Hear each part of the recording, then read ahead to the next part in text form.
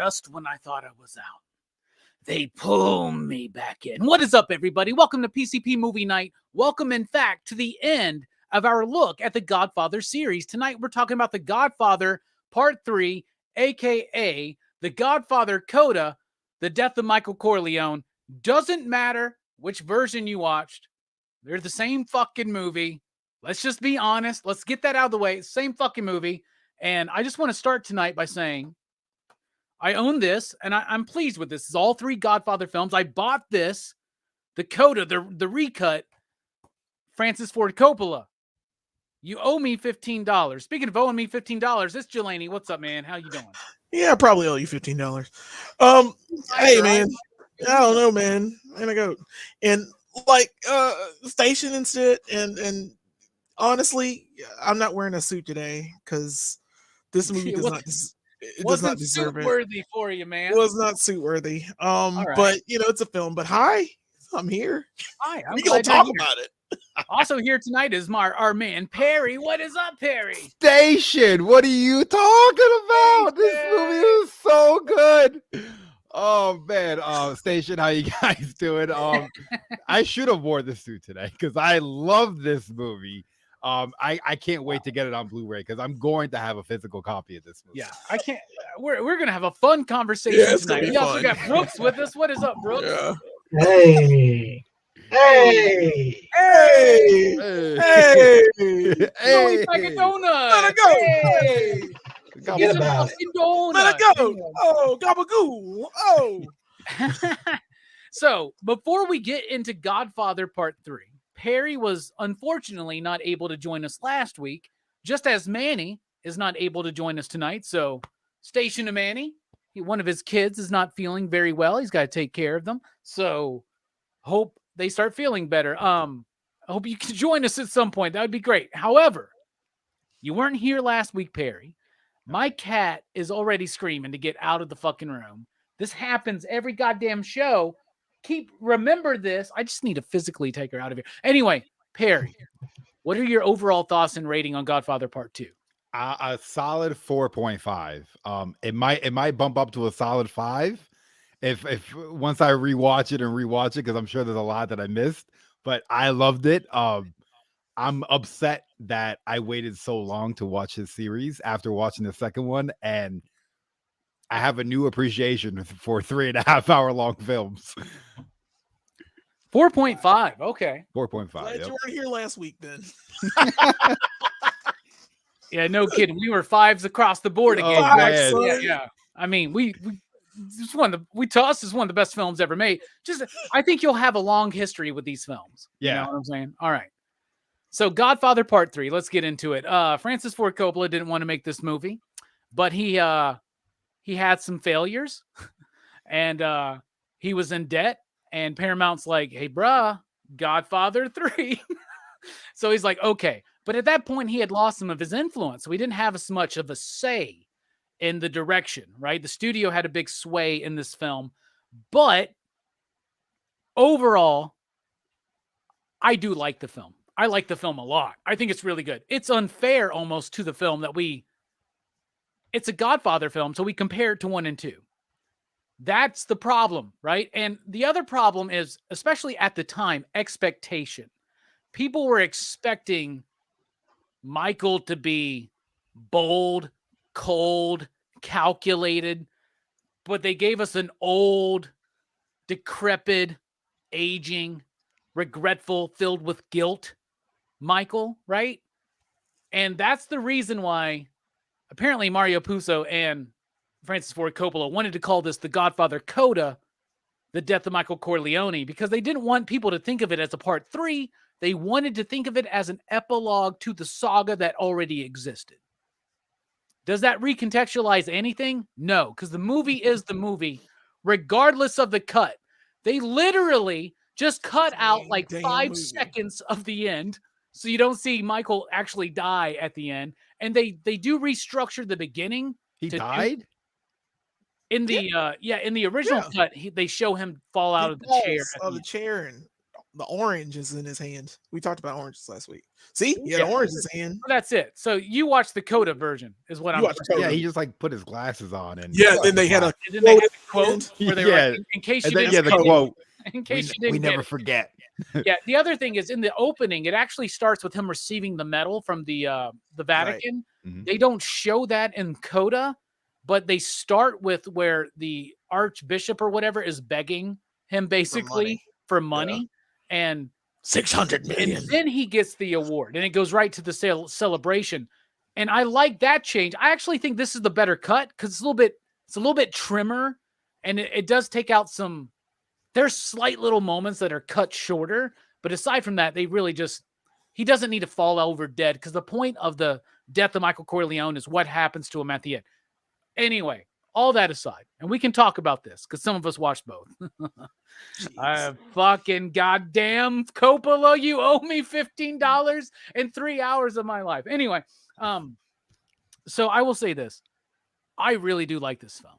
I think that it has a bad reputation because of what people were expecting at the time, because of the performance of one particular actor. We'll get into their performance, I'm sure, which is Sofia Coppola for me, which Winona Ryder was supposed to play Mary.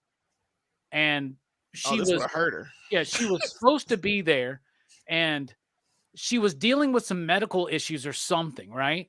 And they were postponing filming any of her scenes until the day where they just couldn't postpone any further. And he was like, well, I based this character on my daughter, so let me throw her in there. Her performance wasn't necessarily, I think, the greatest, and a lot of other people didn't think it. And they also thought that it was just nepotism, right? So they like really went after Sofia Coppola, but she is an amazing writer and director in her own right, doing great movies like The Virgin Suicides, Lost in Translation. So I love what this movie's trying to do. I love that this movie is telling the tale of a Michael Corleone at the end of his life, regretful for what he did with his relationship with Kay, regretful for killing his brother, filled with guilt, filled with panic, filled with the idea, the entire series to me, watching all three of these back to back like this whole series is Michael feeling like he can come in, do the dirty deed to take over the family and take over, the crime, right? And defeat his enemies, all for the purpose of eventually leading the family to legitimacy, right? He says that in the first movie, in 5 years, we'll be completely legitimate. He's trying to do that in part 2 with the Havana deals, with the all the stuff with the casinos. And in part 3, he sold the casino. He's trying to reach for something higher. He's trying to become legitimate, getting an award from the fucking Pope. You know what I'm saying? Becoming, like, along with the Vatican, one of the most rich and influential American and European and international financial powers. But he's got this guilt. And no matter how far he goes into his redemption, and this movie's got some touching ass scenes to me, when he's giving his confession to basically who will become Pope John Paul I, it breaks my heart. When he's having his diabetic stroke and he's like ranting and raving like King Lear. You know what I'm saying? Like, this is goddamn Shakespearean. This is a dude who has corrupted his soul. And that's what we've been talking about over these last 2 weeks. An innocent and a hero who corrupts his own soul for a purpose, but the purpose, it doesn't mash up for him, right? I fucking actually love this film. It's unfortunate to be compared to The Godfather and Godfather Part 2 because it's a different type of thing.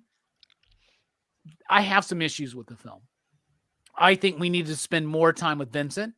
I don't think Vincent was developed enough for me to really truly feel like he was ready to take over the family, right? It was just like he looked like a street thug. Yeah, the Andy Garcia, right? There. Yeah. But the journey's there, but we just missed some of it. But that's because they really focus in on Michael. This was the only Godfather movie that Al Pacino was not nominated for an Academy Award for. I wonder why. That's a goddamn shame. I think Al Pacino fucking kills it in this it's movie. a great performance. Yeah, he's good. I'll tell you this. I like the film. I think it is severely underrated but you can't. It's hard because it's part of the Godfather saga. But I do like this film. I think it accomplishes 85 to 90% of what it's trying to do. I really do. So Jelani, part 3, what do you think about this film overall? And you out there in the chat, thank you so much for joining us, and let us know what you think. Well, I mean, I agree with a lot of what you said. This movie is very impactful to what Michael Corleone did. It does go into the, for me, like I said last week, it's the whole Walter White to Heisenberg kind of situation. But in this film, this is the film where he's trying to save his soul, to redeem himself for what he did to killing his brother, killing pretty much anyone that he could. He stepped on everyone, and now he's trying to repay himself, or he's trying to give back so that he doesn't have this on his conscience any longer. This is the death of Michael Corleone in a lot of different ways, but it's also trying to be his redemption. And he tries so hard, and it's I love the concept of this film. This film really has great points to it. It's greatly I love the relationship he has with his daughter. I love the relationship he has with Connie now. I love the relation. I love these building things that he's done to make his family legitimate. He's done his best, and he's always like, the higher up I go, the higher up I go, the more corrupt it is. And I think I'm getting legitimate, and it gets worse as it goes up. And it's a big concept. This movie is a huge undertaking. I'm really glad that I really wish this story had been fleshed out a little more as well. I think it's missing a lot because it's still small potatoes for the grand scale of what The Godfather is, the first Godfather movie. And small potatoes. He's giving his goddamn confession to the future Pope. You telling me small potatoes, man? Hold on. I agree with what you said. Everything you said, I agree with. There are parts of it, whatnot. I agree with it. What I'm saying is, I don't think the scale of the scale was big, but I didn't feel it. The cinematography for me for this, and then we're getting into that, but it feels like a 90s movie. This movie was in the set in 1979. It feels like it was in 1990. It doesn't have the look, the feel that the other two films had. They were in the 50s and 60s. It didn't have that feel. It felt like it was in the 90s. It felt like we just shot this. We shot this on the street in New York, and Joey Zaza got shot in the street in the 90s. Zaza! Well, one thing that Francis Ford Coppola says is that he felt that they didn't do a good job of making it feel like it's in New York. Right. It didn't feel at all. It had no feeling to it. I didn't get the same kind of response I would get from the first two that I got from the first two movies. It doesn't put me into that scene, and because of that, I think it's small potatoes to me. It's just it's okay. It ends the story. It ends the story, I think, the way it should have ended, but at the same time, it just feels a little wonky. Then that relationship between like Vincent and Mary, it feels weird and off-putting and just random. It could have been fleshed out more. That actually could have worked, but it didn't feel like, I don't know, they just don't have real chemistry together. I don't think they had any chemistry like that, and it didn't. And I love a love story. I'm about that. Even if it's random incest or wincest or whatever we're calling it. It's just I love that, but at the same time, it's not. It didn't feel genuine. And Sofia Coppola, by the way, surprisingly, in the two movies, she can get it. It's the look on her face and them lips and the way she holds her mouth when she talks, even though she's got terrible lines. When she holds her mouth when she talks, it's captivating. And I don't think she's bad. I just think she was just put in an awkward position to be in this movie. She had no training. None. No formal acting training. I understand. She runs off in that other movie, but in Coda they cut it out.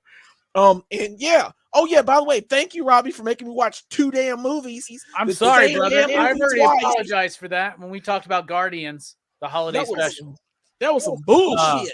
By the way, So- Steph is asking, what's that Andy Garcia movie where he's part of a botched heist and they get hunted down? I believe you're referring to one of my favorite forgotten 90s films, Things to Do in Denver When You're Dead.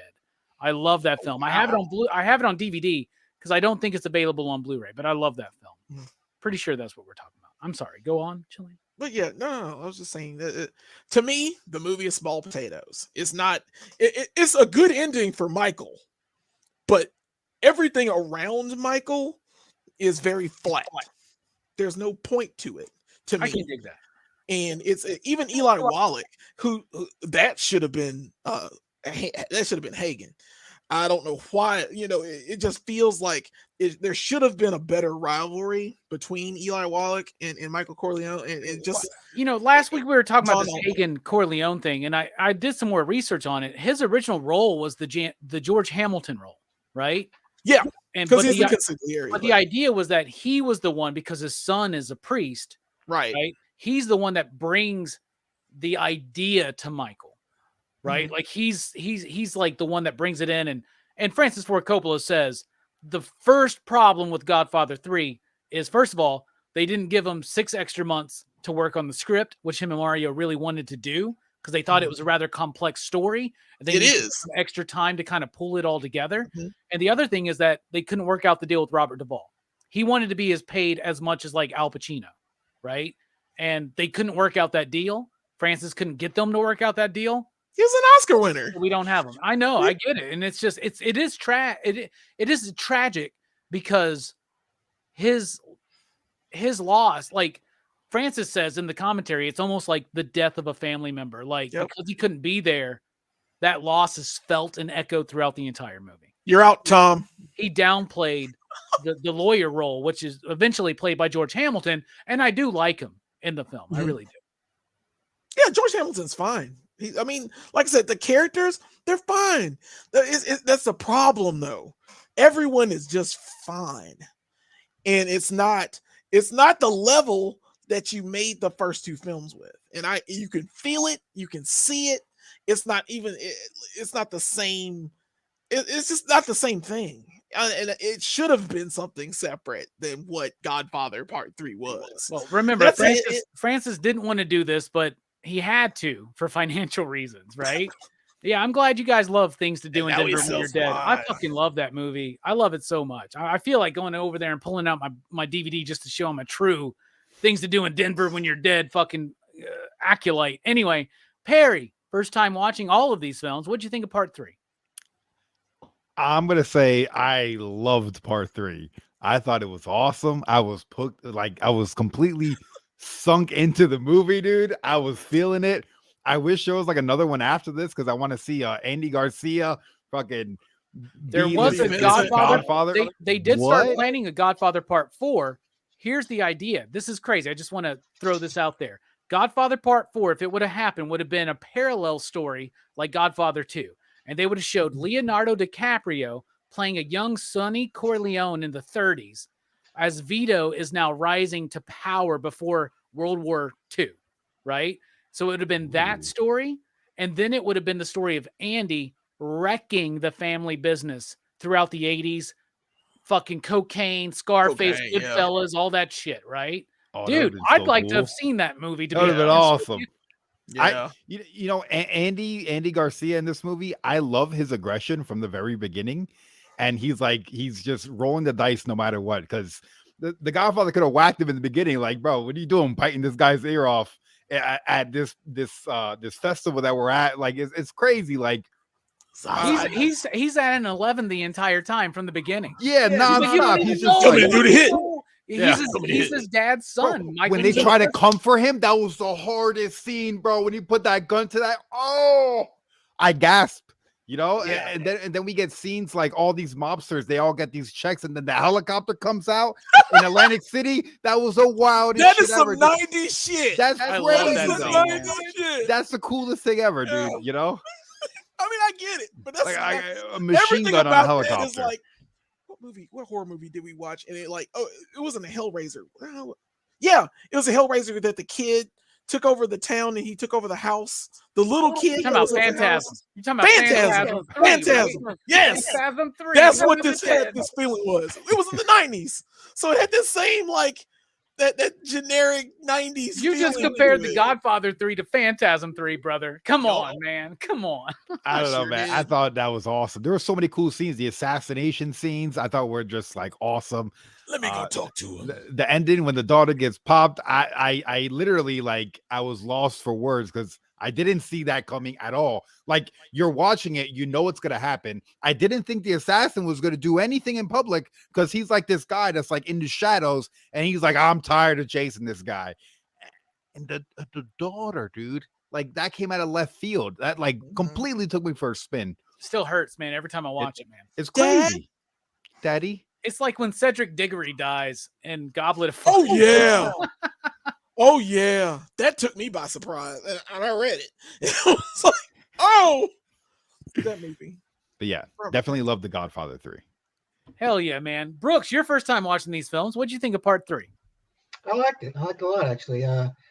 It's not as good as one or two, but I mean, it's still a damn fine movie. I think. I mean, I loved seeing this old version of Michael. He's finally gotten what he wanted. He's finally moving up. He's gone legit. He's reconnecting with his family a little bit. He's learning to let go of his son and let his son, be his own man.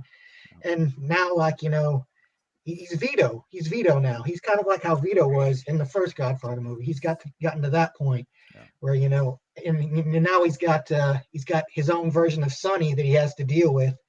And this kid who's just like such a hothead and needs to be brought in. He's like, he's trying to, forge him into a more cool-headed guy like him, because I think my favorite thing that Michael says, favorite advice that Michael gives to him in the whole movie is when he says, never hate your enemies.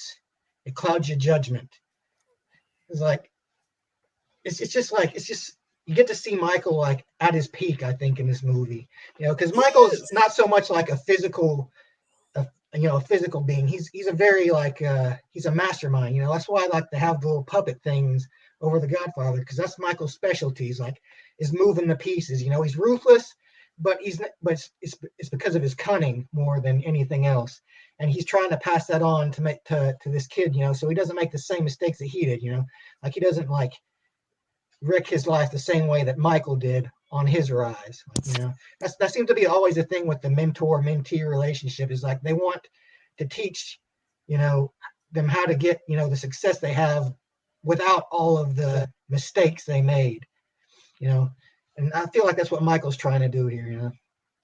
Yeah, damn right Machiavellian, as Albert says, right? That means very much like Tupac, right? That's what that means, right? I know Tupac Machiavelli. Is that what that's all up in your body? Has nothing to do with The Prince, which I had to read back in high school. I don't know if they make high schoolers read that anymore. Speaking of Machiavelli, surprise, it's Manny. What is up, my man? Damn. Hey! What's up, you guys? Hey. Happy to have you. Did you bring the cannolis? Dude, I brought all the cannolis and my lucky coat. So we're all good. Hell yeah, man. Dude. Happy to have you here. What do you think of Godfather Part 3, brother? If I'd have went after Jelani, now I'm gonna sound like a downer. Why now I gotta go after these two glowing reviews? No, this wasn't bad. This was worse watching all three together. When I first watched Godfather 3, it was in a vacuum and I liked it more. After watching the other two, this just feels like a subpar product, but it's still a very well shot film. There's some the way that it cross cuts during like the dancing sequences and shit like that's very well done. It's just it's like when all you eat is Quiznos and then somebody takes your ass to a Jersey Mike's and you're like, what the fuck is this? That's the way I feel about Godfather 3. I still enjoyed it. Delicious. Yeah, I think that's the opposite. Yeah. Y'all ain't had the right Quiznos. Quiznos hasn't been anything since 2003. We don't even have a Quiznos anymore. It's like long and skinny. That was back when two Jersey Mike's shop out of a fucking cave. I mean, scraps from Subway. Scraps. Fuck yeah. But no, it's good. It's good. Nice. It's good. It's a good movie. Unfortunately, saddled with an amazing legacy that it fails to live up to. I agree. Okay. I agree with that.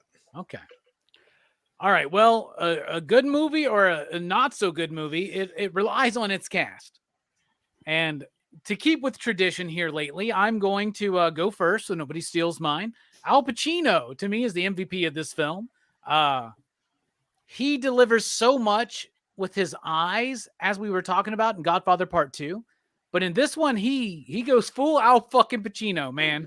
He gets to do it all, man. You know, it's not what I wanted. He gets to do Fredo. He gets to do the King Lear fucking delirium. Goddamn. Yeah, he gets to do all of that. I love his role though, because I also really feel like the confession scene.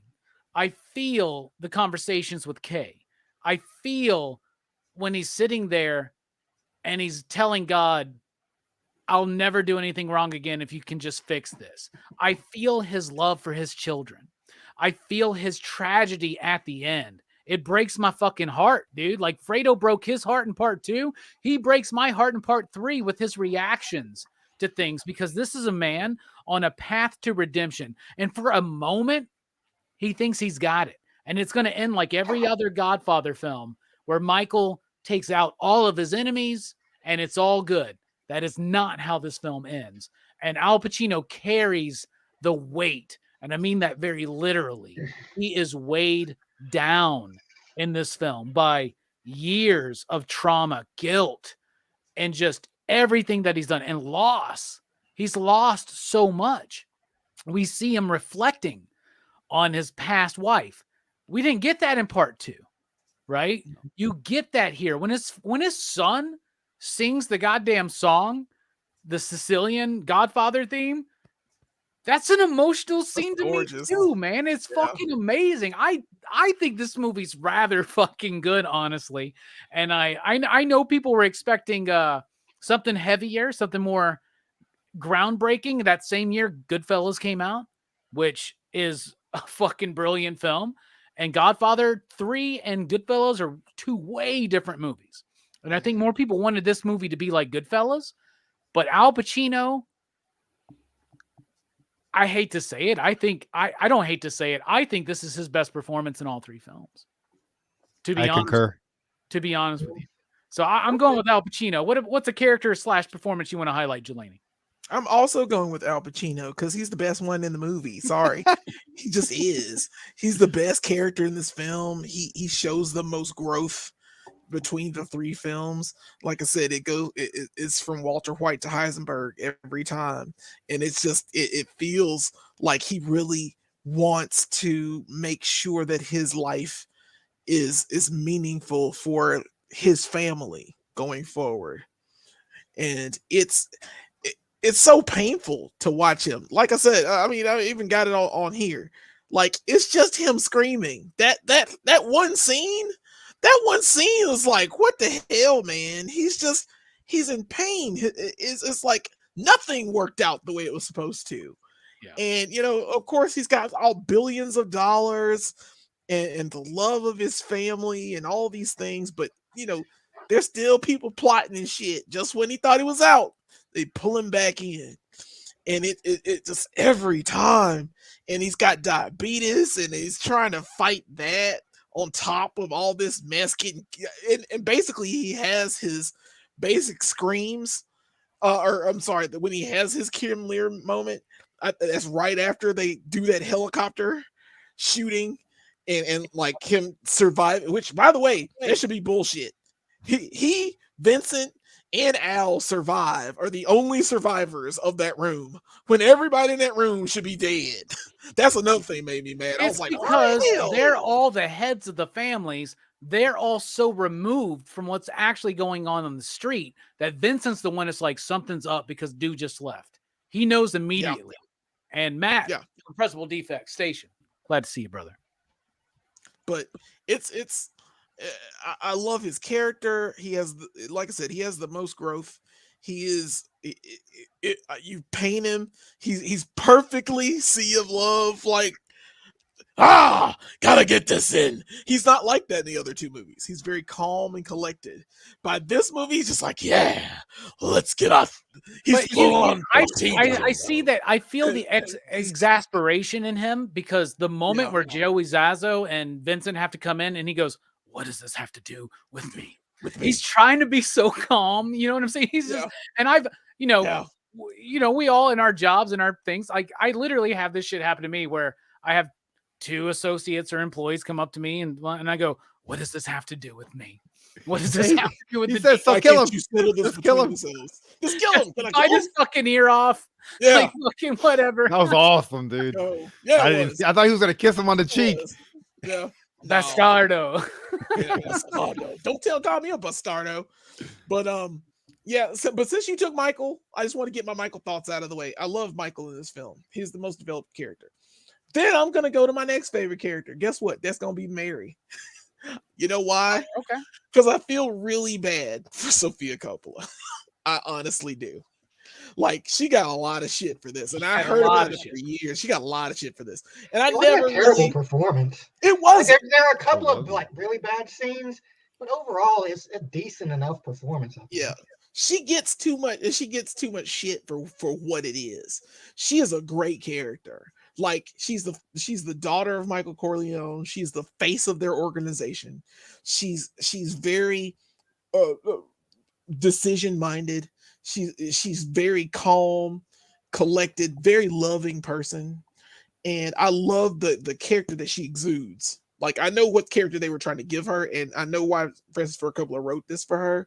I get I get it, and she's I would say the next best character because of what it does to Michael when she's gone. Because you made her, they built her up to be such a wonderful character, a wonderful person, and she doesn't want a part of the business, and she's just hi, but she's just like that all the time. I love her as a character for that, and what it does to Michael when she is gone is absolutely heartbreaking. Like we talked about, it's very painful. It hurt me because I knew it was coming, and I still was like bracing for it because I was like, oh god, now I understand that relationship was bullshit, and because they didn't have chemistry, and she is not an actress, but at the same time, I kind of get it. She had a childhood crush on her cousin, and then now they want to be kissing cousins, which is kind of weird. Ain't nothing wrong with some cousin loving. Ain't nothing wrong with some cousin loving. Unless it's so distinctly blood. I don't know. That's the problem with me on this. Yeah, it's blood on blood. It's like if it was blood, like third or fourth cousins, I'll that's tell like you a this, little removed. Francis Ford Coppola says, regardless of what you think about Sofia's performance, it's authentic. Like it is, because that's her. Yeah. And that's the character that he wrote that eventually Winona Ryder was supposed to do, but Sofia had to play herself. And then Francis mentions the irony of so much criticism being lauded at her over this movie. And he felt like it was like the end of the film where the target is Al Pacino, aka Francis Ford Coppola, but Sofia gets the bullet in the way, right? Yeah. Yeah. That's a good point. Good points, man. I'm glad you can see the beauty in Sofia Coppola because she's a great artist and she's a beautiful woman as well, man, to be honest with you. Perry, what's the performance that you want to highlight? Real quick, I want to say about her. I appreciate that she wasn't like oil and water with her dad going back and forth. She was like the good child, like I kind of like that he was able to like pass the throne down to her in a way or pass whatever down to her because the son was gone, like I don't know, because like when you watch The Sopranos, you see the daughter going at it with Tony, and it's like, to me that's always annoying. Like you want to see the kid at least like, I recognize what my parents doing. It's a family legacy. I'm gonna put myself aside and I'm gonna pass this torch down. So I kind of appreciated that point. My favorite character is gonna be Vincent, Andy Garcia. The moment he bit that ear, I was like, whoa, and it was just like nonstop. When he put the gun and blew the guy's head off, and then he told the other guy, "Here, sit down, have a cigarette." So who sent you? Dude, that's so good. You and know? this is the bit where he's like, "Okay, I'm going to do something to prove a point to you. Don't freak out, okay?" And just shoots the guy in the fucking head. And then when he tells him that, he's like, "Yeah, I don't even know this fucking broad, man. Kill her, shoot her in the fucking head, man." Yeah, And Bridget Fonda, most underused character in this movie. What do you mean? After this scene, she's just gone. And I'm like, oh, this that's sucks. true. I like Bridget Fonda, man. Anyway, sorry. No, yeah, Get no, off Andy of- Garcia. I thought that was like a perfect character, like pass the mantle down. He kind of even looked like Al Pacino a little bit. Like I felt like for a second because I didn't know it was Andy at first, but as He I was looked more watching like it, a Corleone than Sonny did. Let's be honest. He Yeah. looked more like a Corleone than James Caan, probably Yeah. because he's actually Italian, I think. yeah, So, but yeah, no, I like his willingness to just go all out at any moment in time. He's just like a pit bull on the chain, waiting to get released so he could just go and attack. And Can I kill him? Can I kill feel him? like he was right. He should have been killing people a lot earlier than letting them live. You know, because I think a lot of things would have went a lot smoother if they just would have got axed real quick. Yeah, no, I thought his acting was on point. I wish I would have seen another movie with him. That would have been awesome. Yeah, definitely one of my favorite characters in this film. I agree. I do kind of wish we would have got that Godfather 4. Now, it would have tainted the whole legacy probably overall. Francis wouldn't have come back and done it because he had regained influence after Dracula, right? So it would have been probably way lesser and much more of a subpar film, but it would have been cool to see that journey of the parallel story of the Corleones rising in the 30s in the pre-war era, and then seeing him wreck the family in the 80s. Yeah. Well, So- it's cool because the whole movie, you see his hair is like pristine. Like his hair's like slicked back perfectly, like Italian mobster. And then at the end, when the girl dies, you finally see all of his hair. It's kind of like you see Al Pacino, he's distraught. But it's like, dude, this guy like really loved this girl. And it's like, that was his love. He doesn't get a redemption arc. He doesn't get to grow old and find his love again. And it's just gone. Yeah. You know? So I would have loved to see how they could have unraveled that a little more. I would highly encourage you to watch Things to Do in Denver When You're Dead, my Okay. favorite Andy Garcia film, as was mentioned in the chat earlier by Steph. So thank you so much for that. I'll Steph. check it out. Brooks, what's the performance you want to highlight? I liked Talia Shire's performance in this movie. She Best of doesn't the get- series, man. All Cunning. She doesn't get a whole lot in the other movies, and she doesn't get a whole lot in this movie. But she does get more than usual. It seems like her character seems to be is like, you know, she's part of the family, but she doesn't have any real pull in the family. So like, it's like, you know, she's like when Michael goes down, and you know, and Sonny's son, you know, is starting to, you know, he's going off. Like, it seems like, you know, she kind of wants to rein him in, but she can't really. She really can't. You know, it's like, you know, She's she has encouraging authority. him. She's encouraging him. She's like a captain. She's like Clemenza in this movie almost, She right? is kind of Clemenza. Yeah. Yeah, she is. I love that moment She's where when Michael looks at her and he goes, "They should be scared of you." Yeah. She's always there. She's always there. And she's like, everyone's going to hear my 2 cents.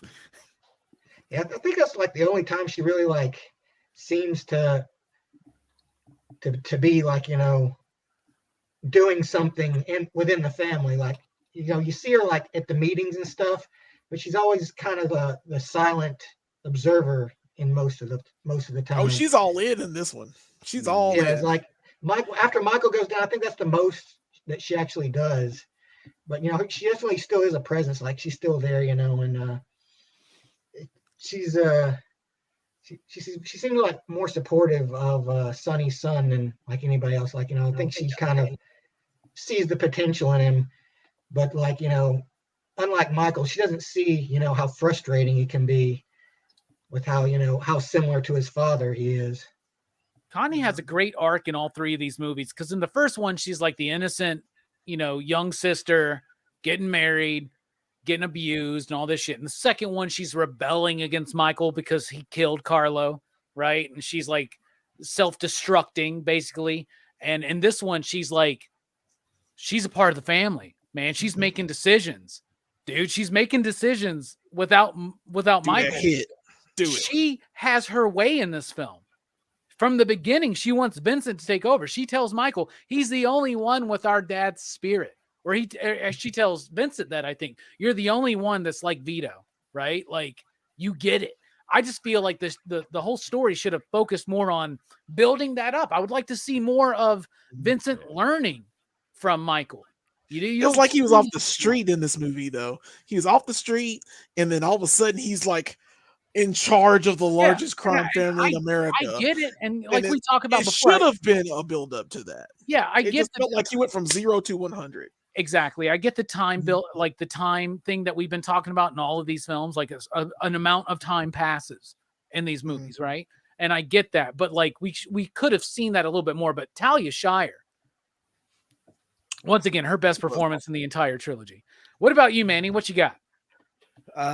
Well, just to kind of piggyback off of what everyone kind of said, Pacino, fuck, I can't believe he didn't get nominated for this. I can't believe he didn't get nominated. And I mean, I looked it up while we were sitting here, and Jeremy Irons won for a fucking movie I've never even heard of, and Gerard Depardieu, the guy from fucking My Father the Hero, that guy got fucking nominated. That fucking guy, but not. No, I'm assuming that fucking actors, fucking Pacino pieces fucking of pissed shit. somebody off. Pieces of shit. fucking Absolutely. actors, man. Fucking hate them. Hate Always that. pretending to be somebody else. Fuck actors. They're the worst pieces of shit. And Pacino fucking gets nominated for Dick fucking Tracy. Like no That's wonder some he goes. bullshit, man.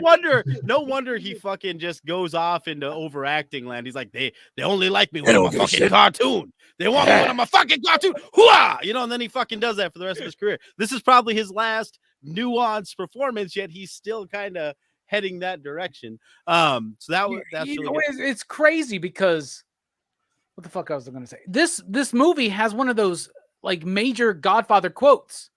People always like to talk about the Godfather, and they're like, "What's some Godfather quotes?" And they go, "I make him an offer he can't refuse." And they go, "It was you, Fredo. You broke my heart." And then they go, "Once I was out, they pulled me back in." I'm like, and then they go, "Oh, but I hate Godfather 3." But you just quoted it, you piece of shit. Which is crazy. That was the only quote that I knew before watching The Godfather. And when I seen him, my head exploded, dude. Because it's like, dude, I've seen this in pop culture my entire life. And to actually watch where it came from was just, it was it changed your life. It did. It did. And that fucking starting a new life now. I can tell, dog. I can tell. that line gets fucking distorted by our memories of fucking Pacino too. Because when you watch the film, it is so much lower tone than everyone who does that quote. Everyone does a quote. They pull me back. That's not the way he fucking. It's just like because we're so programmed that Pacino's just yelling the whole time. But anyway, yeah, he got fucking robbed. Sofia Coppola, I'm with Kenny. That's bullshit. That she should not have had this role. They had as many excuses as they want. There's 100 capable actresses that could have fucking did this. So I gotta go with Kenny on that one. Vincent was good. I don't know. Him and the guy that plays Zaza both have that generic ass mobster fucking feel. You know what I mean? So it's like Andy Garcia is just the leather jacket. You can pop him into any goddamn mob movie and he just does it. Even now with the extra LBs, I think he can still pull off pretty much every mob movie. I love the bit too with the leather jacket where they're like, where Al Pacino's like, "Oh, you like the party? Yeah, you dress for it." Everybody's like goofing on him for this fucking leather jacket. Because when you see him show up in there, you're like, "Bro, you wore that to this? Do you even know these people?" Wait, he said he snuck in, right? He did, remember? Because he wasn't on he the didn't list. see that. He just let it through. It's fucking on the list, god damn it. Yeah. By the way, his mother is the bridesmaid that Sonny was fucking in the first Godfather film. Oh man. Yep. That I did not realize.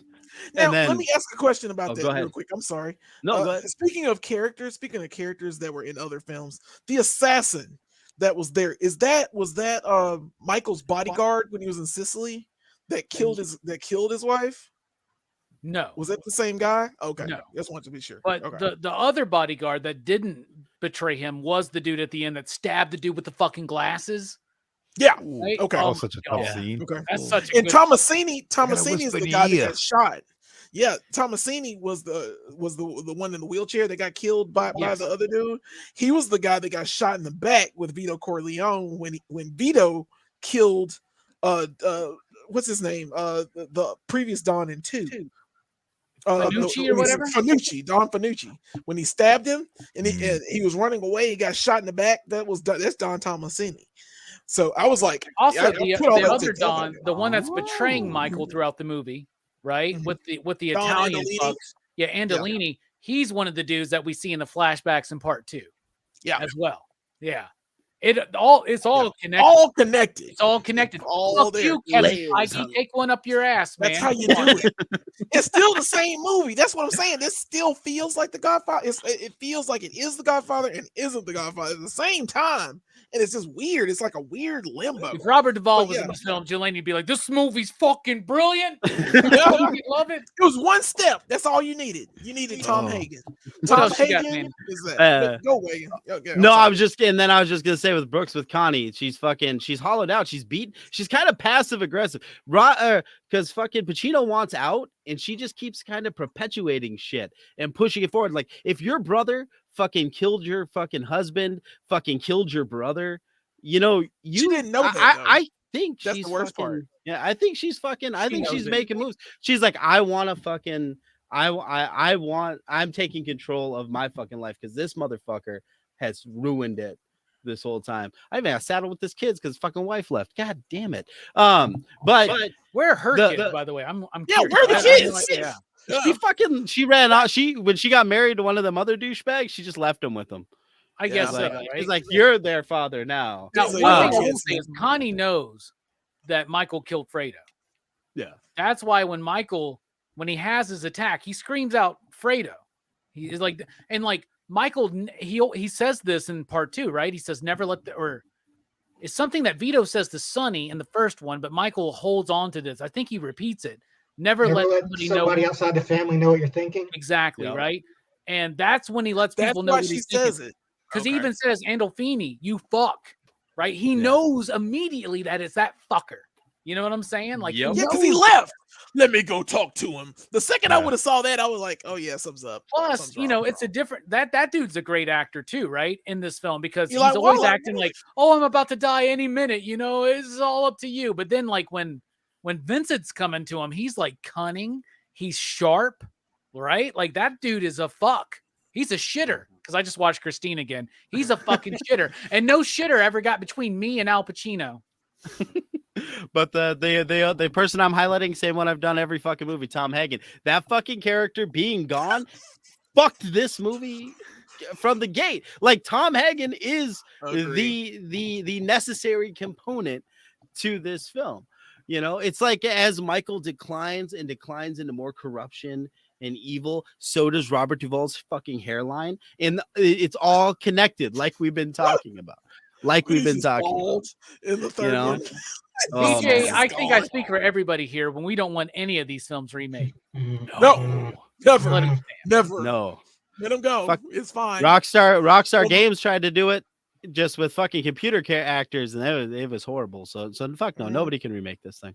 Don't So do your don't favorite do Guns performance N' is the Roses. absence of Robert The- Duvall. Absence of Robert Duvall, although he's kind of a bitch, because I was like watching interviews with him back in the day, and he's Mhm. like, he's talking about his salary for this, and I was like, yeah, okay, it is wrong that he's won an It's a Oscar, and money he's not cash getting grab. paid as much, but he's like everyone did it for money. If they'd have come at me with 5 times my previous salary, that would have at least been a starting point. It's like, motherfucker, you want 5 times your salary? Unless he got paid $20 to do Godfather 2, there ain't no goddamn way he's worth 5 times that salary. Yeah. Actors. It's like, Fucking actors yeah. are pieces of Piece shit. Shit. Pieces of Fucking shit. actors. Fucking God actor. damn it. Thank you, James Gunn, for giving us a new bit here. We're gonna bring that up for weeks and weeks and Yeah. weeks to come, aren't we? Those actors. You know, one of the things though is that Paramount needed this movie to be made because they were about to be sold and they needed a big hit. And Francis Ford Coppola told them, I need 6 more months on the script. And they go, impossible. We need it out by the end of the year. So this was done very rushed. Okay. It felt like it. So let's talk about the style and structure. Style, I love. I think it looks great. I think it looks really solid. I get what you're saying, Jelani, how it doesn't, but I do kind of disagree just a little bit. I think it does kind of capture the cinematic flavor, right, of the other 2 films. Now, it doesn't have the super soft stuff that was done in the flashbacks and this and that, but to me, it does kind of have this, like, it still, to me, kind of feels sepia, golden toned in a way, and it works for me.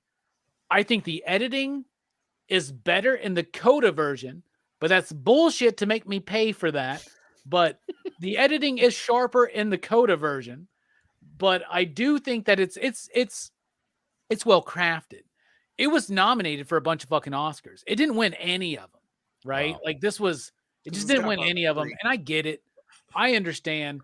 But at the same time, I think that the problem is in the time that they didn't have to refine the script. Because in Godfather 1 and 2, they had time. In this one, Coppola wanted time, wasn't able to get that time. This movie, to me, falls in developing Vincent.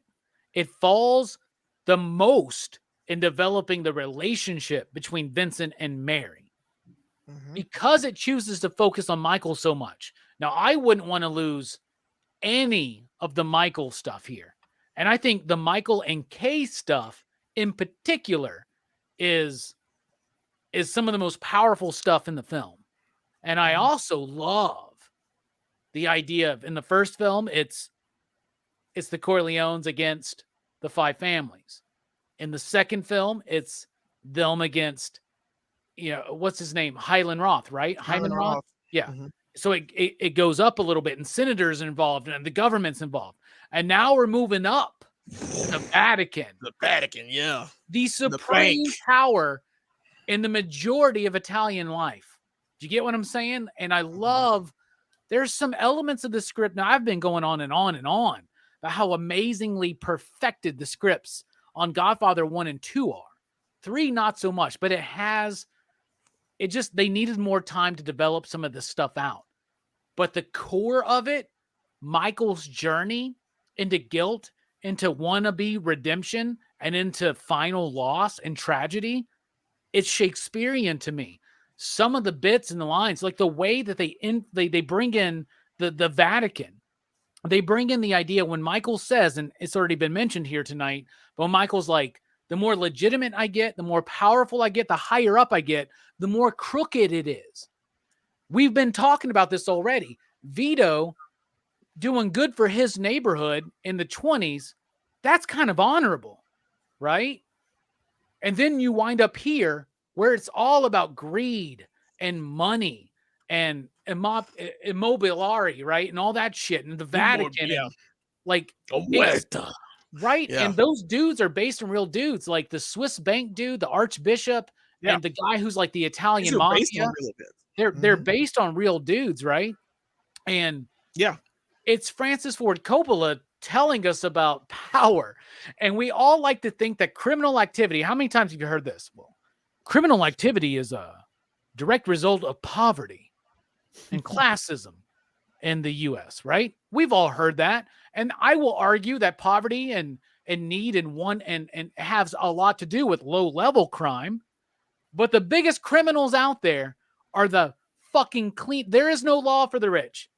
The government, the senators, the fucking congressmen, the people in the cabinet, all those fuckers. And then it goes up into our religious institutions, which we would hope would be pure. But the religious institution itself is shown to be just as pure in this movie as Michael's confirmation during his son's baptism in the first film at the end of it, when he goes, I have never done any of this sin, right? Where he like, do you believe? And like when they do that whole bit, it's all true at the higher up levels, right? I love the way that this is structured. I love the story that they're trying to tell. They needed more time to make it work. And in a rarity here on PCP Movie Night, I will say this movie needed 20, 30 more minutes, to be honest with you. Just fucking do it. You already did a 2.5 hour movie that we love. You did a 3 hour movie. Just fucking do it. Just do it. Do another, do it. Build up Vincent. Get a capable, I love Sofia Coppola, but you needed to get an actress. Get another actress. Tell me, Winona Ryder had no understudy. There was nobody else that you thought of. You could have put Bridget Fonda in a You brunette could have made wig. Bridget Fonda that character. You know what I'm saying? But I don't know. So that's what I think about the style and structure. What about you, Jelani? I agree.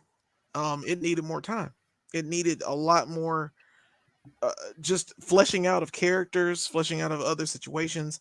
Don't hold Michael you didn't hold Michael back, but the problem is you kind of held everyone else back on top of this. So there's not really there's not standout performances. I mean, they have growth in levels, but it's not as good as Michael's penetrating gaze and what he did in this story.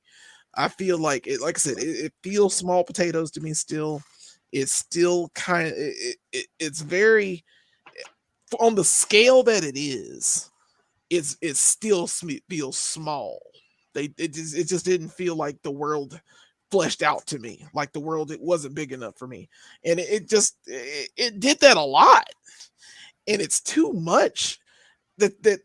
I'm sorry, it wasn't enough to give us 3 hours. We probably did need another 30 minutes or so just for Vincent, just to make Vincent a believable.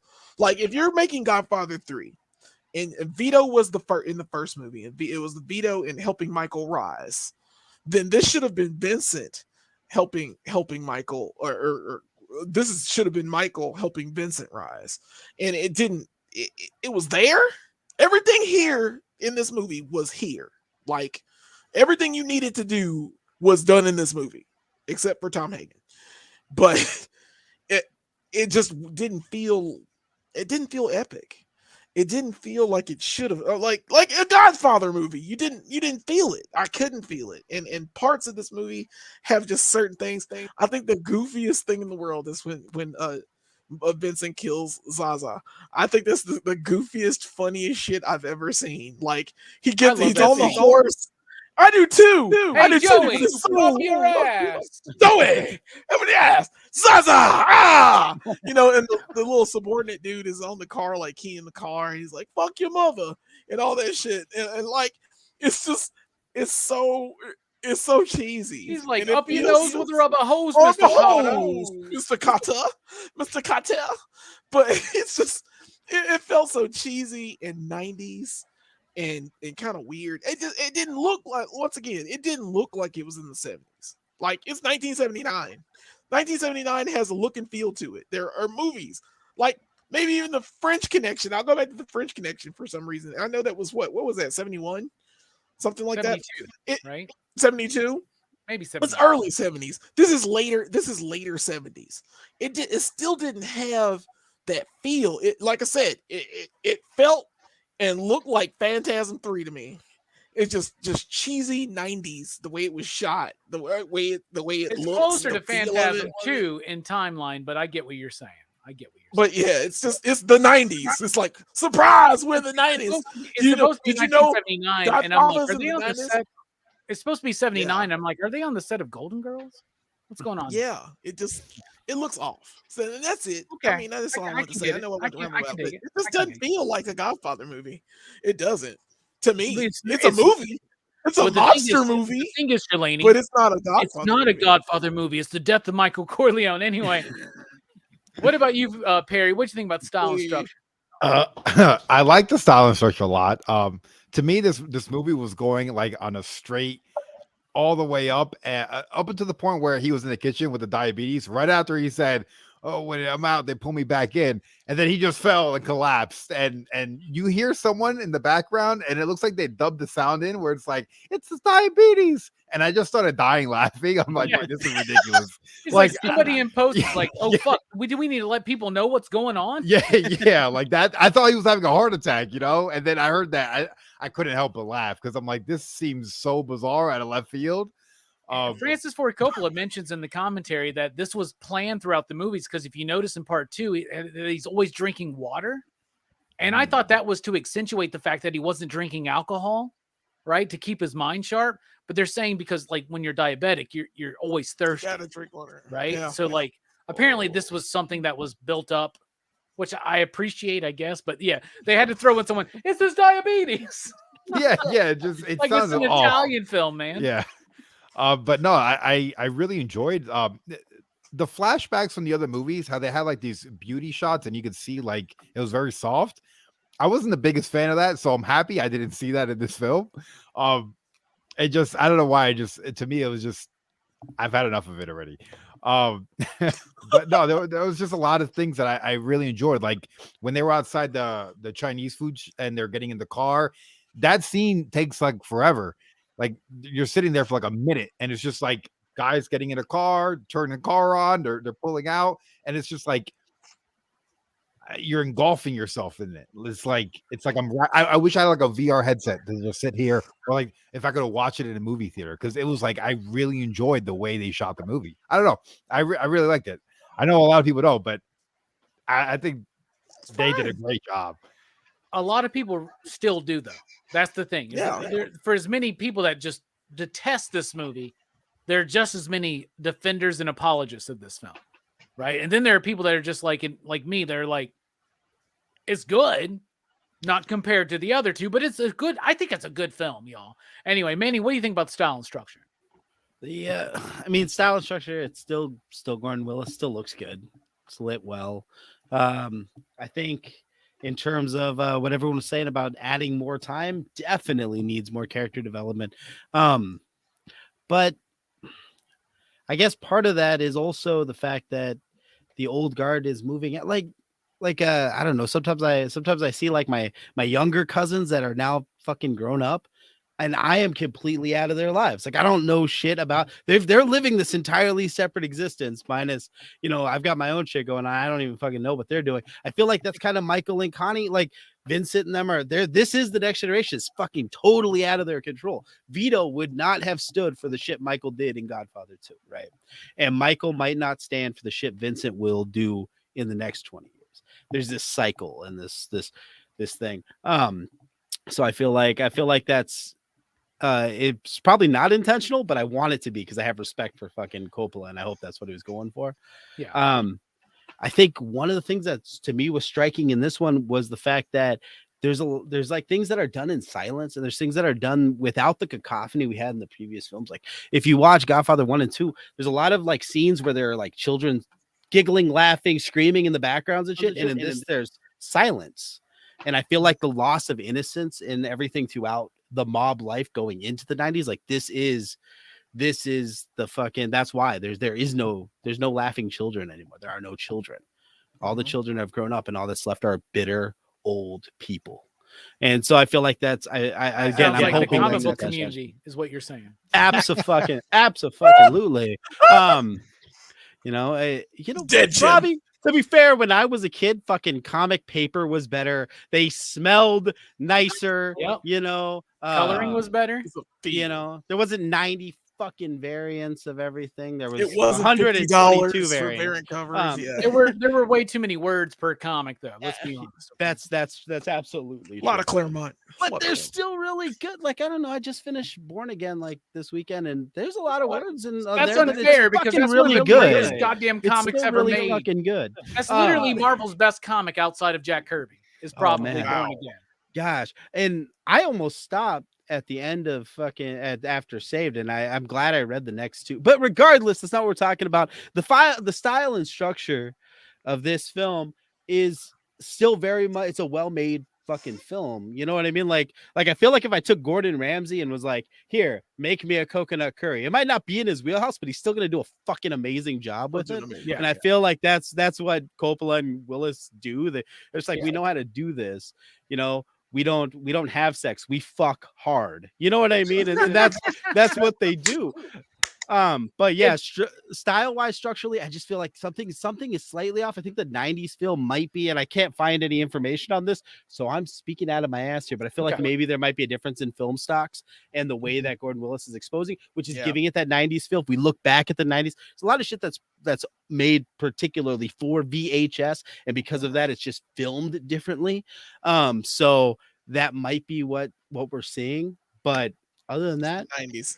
Yeah. Gotcha. Going back to the Gordon Ramsay analogy, if this was a competition on Hell's Kitchen and someone presented Gordon Ramsay with Godfather 3, he would take a bite of it and he'd go, not bad. Could use a little bit more seasoning, just a little bit more oomph, Mm-hmm. Like It's that. raw. Smash your face in the plate. No, it wouldn't be that. You know what I'm saying? It wouldn't Yeah, be this would be Master Chef Gordon Ramsay critique. Master Chef Junior. Because Master Chef Gordon Ramsay is fucking fair and nice. Yeah. You know what I mean? He's like, ketchup and cheese, not my favorite, but it's pretty decent. I It's that- appreciate the passion behind it. It's that Hell's bald Kitchen mother, is it's his that kitchen. bald motherfucker on Master Chef that's the asshole. I don't know his Kitchen name. and cheese pancakes. You never know. They what's got to coming. bring back the fat guy with the glasses. Where the fuck did he? Not to go on a Master Chef tangent, but the show lost its soul there. Yeah, Just nice like there, how too. this movie lost its soul when they got rid of motherfucking Tom Hagen. All right, Okay. that's all I gotta correct. say about that. They don't even mention how he died. All right. Brooks, what do you think about Stone? He drowns in a car with scraps. In a cave. In the can- No, I mean that's the canon. The canon of the story is Tom Hagen is like killed, or he's whacked by they knock him out, throw him in a car, and push him in a lake. He wakes Where's up. that, does that in the canon come car from that and fucking drowns video himself. game? Where's that canon? No, that canon is Um, from Godfather the- Revenge or Godfather Revenge or Returns or something. whatever. Yeah. The Puzo book. No, Well, not the Puzo book. The Puzo Estates. Fucking. Is that Right. the one they did I that they- picked up the Godfather game. I'm Yeah. really excited to play it now. Is that Don't the book that be. they did that Don't be excited. the stuff that they like Mario Puzo worked on the Vito and Sonny story from Jesus. This is what Perry. This is what the game looks like. All right, it's just when you think Rockstar's gonna give you something good, they pull you back in with this bullshit. Right? Hoo-ah. What's wrong with your nose, man? You might need to go get that looked at, man. I don't know, man. You're making me really want to play. There it. we go. Frothy Tino. Anyway, Brooks, Oh. what do you think about the style and structure of this film? I think it was good. It does feel very much like that. It feels kind of like Michael is reliving a lot of like old things. Like he feels like he's gotten out, but the same things that happened before keep happening, and he has to deal with the same shit over and over again. It feels like he's tired. He wants to fucking be done, but it's a Godfather movie, so all the stuff has to happen that would happen in a Godfather movie. One thing I do like about this movie is that they really up the craziness, like especially with like the helicopter attack and shit. It's like That's some 90s shit. like, That's some Oh, shit would happen in the it's like the 90s. violence It a little is. bit, That would happen in 1979. But okay. I mean, like you could that get away with it in escalation, 79. because like Yeah. the further you go like in time, like the more advanced ways that monsters are gonna think of to basically flex on each other. Yeah, if And, they like, did a sitting in a Godfather movie fucking- today, one of the Something family like an members attack helicopter would have been like the 90s equivalent of like the most gangster thing you could do. yeah, and if they Yeah. did one today, one of the family members would be like a computer expert, would be able to hack into anything and We anything. just Yeah, stole your TikTok. identity, Don Corleone. What you Yeah. gonna do? I don't know my Apple ID password. How do I work that out? Hooah! Subscribe to my YouTube channel. Or else. Holy shit, I'm I'm on have to become a TikTok. YouTuber just to get by. Nice. All right, Everybody the got a music, TikTok. same music, but the music now is by fully Carmine Coppola, right? They use some of those cues, but the music is mostly done now by Francis's father, right? I like the music. It has some of the same cues, but it doesn't utilize them in the same way as the other ones. So the music to me is good, solid, but not as well utilized as parts 1 and 2. So, Jelani, what do you think? And then we'll continue on. It's the same as it was before, but what I really didn't like about the music this time, because I really didn't like the music in this, there are sappy moments with Kay when she's in the hospital with Michael, and she comes in and it's playing like this. I'm like, what is this shit? And like it felt like mushy goo in parts. Especially with Kay and Michael, and it kind of took me out of the film because the music in the background was just really bad. It's just really it wasn't samey. The regular soundtrack is samey. Like you can hear, it's in there, but it's not. it feels okay. It's just like it's supposed to be there. We decided to put this music in here for you, the audience, because nostalgia. Remember when Godfather was really good, you know? And it's just it was that. And then, but every time Kay was there, it just played like she had the theme, and the theme was just, hey, let's just put some really sappy shit on and let's listen to it together. And it didn't feel right to me. That's why I'm not really a fan of the music in this one, because I judge it on that part makes me dislike the rest of it. It's just samey, and then this. Now that's just me, but I had to watch this movie twice, and like because I had to watch this shit twice and listen to the music, it's a little better in Coda. They try to cut some of that sappy shit out, but like it's still there. It's still there.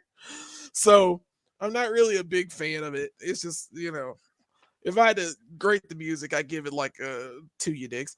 So speaking of 2 you digs, hey Perry, what do you think about the music for this film? To be a polar opposite of you, Of course, you really love this film. enjoyed. I You love love the this music. film. I There know, was man. so many scenes where there was like no talking, and it was just music, and it was like what art is in a comic book. It was just like it was just like That's feeling, the other 2 it movies. was vibing. No, I will Okay. agree. I will agree. It's But the I don't know. other 2 This movie, films. I was wrapped in it. It was like wrapped around my finger, man. It was like a whole vibe. Like when they were doing the assassination attempt, and he had the little sniper rifle, and then he started killing everybody. And there's just music playing in the background, the opera music, and I was just like, I was so into it, dude. I was so into it. I thought it was so good. You know, that opera is apparently like a famous Italian opera, and the story itself apparently like parallels the opera, like even to the point where the dude, like, you see him bite the dude's ear off in the opera when they're watching it, and even the point where the woman holds up the she pulls up her hood after the death. What Connie does, and that's what Connie does at the very end of the film. And it's in there. We just blow Perry's And mind. Michael's like, I love Michael's son singing, or you know, I love him singing. That's absolutely well, his son got to do what his dad couldn't, is escape. Yeah. Which I think is pretty and awesome. That's why there's a lot of nuance in this fucking movie, man. Like where he allows, like, that his son's doing what he wants to do, and like, oh my god, like that And he bit succeeds when and that bit where his son is doing that story, and it reminds him, and like that's the Sicilian theme. We hear it the most in Godfather 1 when Michael goes to Sicily and meets his first wife and all this, and like that's the first time where we go back to that. And like, this dude is being hit with every loss, whether it's caused by him or somebody else. He's being hit with all of it. And the music does reflect that. So actually, I think I was kind of harsh on the music when I had to pee really bad. But dude, I was harsh on it, dude. I'm so my favorite music moment in all of The Godfather is when his son sings with the lyrics. And like, I don't know if Brooks watched this with the subtitles, but there are subtitles for those lyrics, and it reflects the whole story. So was Perry speaking on his music? Is that where we are right now? Yeah, I just said nice. Yeah, music bueno. What about you, Manny? I can't blame a guy for taking an opera and just fucking making it into a movie, especially when they didn't give him any time to write it. He's like, fuck it, it's already there. I'm gonna take this Italian opera and this is our movie. But it is very hard to be objective listening to the music for this film, because I personally hold this film to at a lower standard than I do the other ones. So I have this this fucking confirmation bias from like, well, the film is I don't like as much, so therefore I don't like the music as much. I really can't tell you whether I do or I don't. It feels like mafia movie music. I think it was less waltzes, if I was listening correctly, than the other ones. You know why it feels like mafia movie music? Because The Godfather defined mafia music. Absolutely. And it's but other than that, I guess I really don't have a ton I could say. This story is more straightforward and to the point in terms of how it kind of gets to the end. Like plot wise, it's more plot driven, I think, than the other ones, where the other ones are more just like vignettes, small films knitted together, telling this narrative of the This characters. was more like Phantom Menace, right? Where you're like, wait, what's going on? Yeah, Like, yeah, what? just getting to the point. And I think that, so I think the music is kind of feels that way. I think it does suffer from Carmine Coppola like doing this by himself. I think that whatever his name was, El Nino or whatever, the guy that did it before, Ennio, fuck, what's his name? Rotel or whatever the fuck, that guy, that I don't know, dude. It's vowels. Any Italian, I'm just throwing vowels out there. But and nobody can cancel me for that. My name's got every vowel like multiple times. All right. So fuck it. But anyway, my point is I feel like that guy was far more accomplished. You look at their, you know, as I'm sitting here, I'm looking at their fucking song Nino list. Rota, by the way. El Nino Rotel. That guy fucking his filmography goes back to like the fucking like 30s, right? And it just keeps fucking going. Carmine Coppola, his filmography, pretty much if his son made a movie, he made music for it. You know what I mean? Like, so I feel like, I don't know, I just feel like it's I feel like this is an apprentice not quite ready to take the reins over from the master, but trying his damn best, and it works. It's functional. Okay. You know. What about you, Brooks? What do you think about the music? Did you notice it? Yeah, I mean, it's good. It's pretty, you know, it's still the Godfather music. I don't think it pops quite as much as the first two movies, but you know, that last song with the whole opera scene was pretty good. So I'd say, yeah, it's pretty. I'd pretty say it's like slightly less good than in the first two movies. Yeah. I also do like that bit in the beginning when they're doing the celebration for Michael's Pope Award or whatever, and they're all singing along to that song, and then Joey Zaza comes in and just walks in the room. Yeah. You know, like, what the fuck? And they bring fucking Johnny Fontaine back in this one, right? And he's like, Michael, where are you going? I'm singing your favorite song. I'm getting out of here. I don't like you. I don't like you. Hoo-ah. All right. The Godfather movies say a lot. We've been discussing it. These movies deserve a lot of discussion, including Part 3. What's Godfather Part 3 trying to say to you, Jelani? This is Michael's swan song. This is it. And I mean, there are better ways to end a character like Michael Corleone. But this one is touching because, like I said, he is trying to be a redemption story. He's trying to redeem himself from all of the trauma and the destruction that he has caused in so many years of running this criminal organization, like the largest criminal organization in America. And that's hard to fathom, that he controls every aspect of just crime, how it works in the country, you know, gambling things. And then now he's trying to give back, and he's giving his all to the church. He's giving, you know, allowing his good side to come in. But in the end, after all these good works, it's basically a thing of karma where it's going to come back to you. You killed your brother. You killed Carlo, which Carlo actually deserved it. But well, maybe Fredo did too, man. Let's be honest. Come on. Fredo betrayed him, but I don't think Fredo betrayed him to the point where he needed to die. I think he just needed to be. I think the excommunication thing they did. He drowned. Best to leave that in the past. He drowned. Yeah, he did drown. That's a shame. But yeah, whatever Al says, I'll ask Al and see what he said about it. But hell yeah, it's just he's trying to redeem himself, and you can't. I think the best theme for me is you can't go home again. Once it's out of the bag, it's out, and you're gonna be good or evil, and that's your choice, and you make it, and that's what you stick with. That's what's gonna happen. Just when I think I was out, they pull me back in, and it's easier for him to. It would have been just easier for him to like give it to Vincent at the beginning. Be like, hey, Vincent, you want to take this over? Take this over. Yeah. I'm a little Larry. I don't give a shit about that. I'm gonna go to Sicily and live with Don Tomasini and eat oranges. Immobiliari, right? Yeah, Immobiliari. Immobiliari. You know, whatever. This dude's But got so much money, the Vatican can squeeze him out of an extra $100 million. And he $1 just million. thinks And about it's it for just 5 seconds, and he's like, "Okay, I'll do it. I'll That's do right. it." Hooah! Why don't we do it? Why aren't we doing it It's faster? not what I wanted. Money. Ah! God. He is I fucking full love on star. He is This is full the on Pacino in Godfather this movie where Pacino gets to be Pacino, though. Man. Pacino. This is great. Come on. He wasn't sitting there. He wasn't sitting there calm and calculating. Just like, Yeah. but the whole time he's sitting in the chair, like, yeah, I'm gonna say who up one time. I'm gonna say it. I know I'm gonna say it. Sin of a Woman coming soon. Anyway, Yep. What about you, Perry? What's this movie saying to you?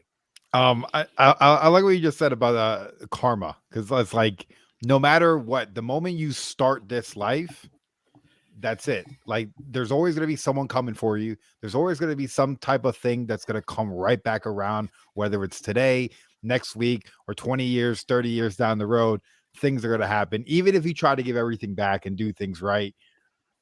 And then the second part of this movie that I think it was trying to say was the whole family cycle, where you could still break a family cycle no matter how controlling of a family. You could be a part of the biggest criminal organization and you could still look at your father and say, no, I'm not going to. You're gonna be a lawyer. Yeah. You're And you can walk away from it. You know, you don't have, there's always an option on the table.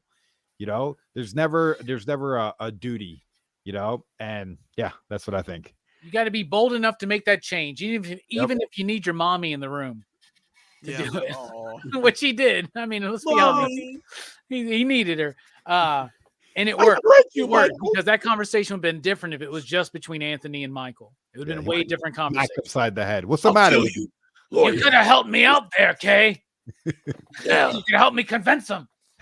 Anyway, and that's why he is so, even beyond his reason, is so ready to adopt Vincent.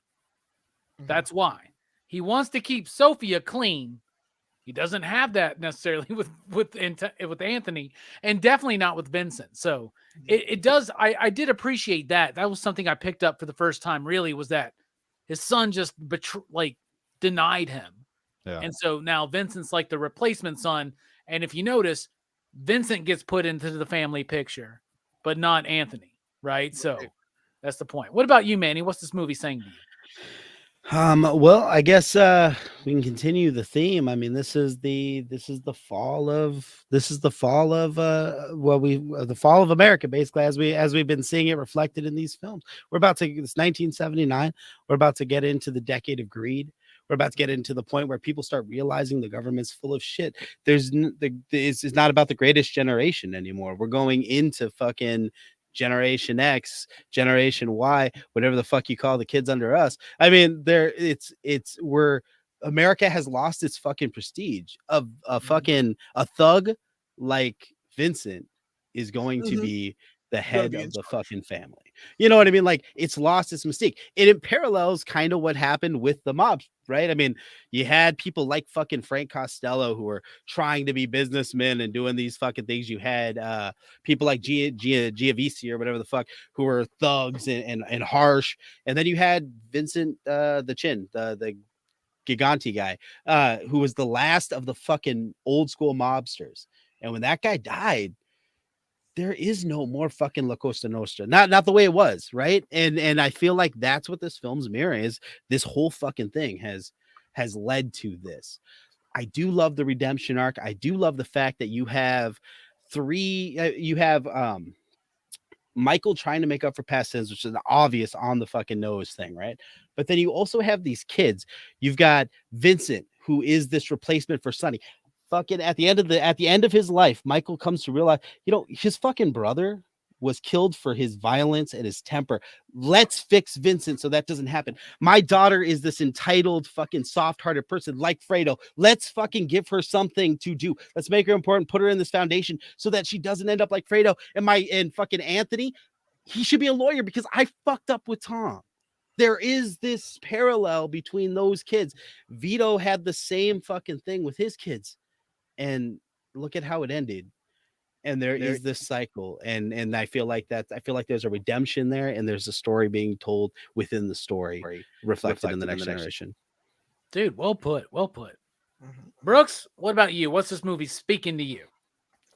Well, I think like it's kind of an overarching thing through all the Godfather movies, but the idea that power and crime are so entwined in our society is like, because Vito could only have become as successful as he was by doing crime, and he was only able to maintain his power through crime.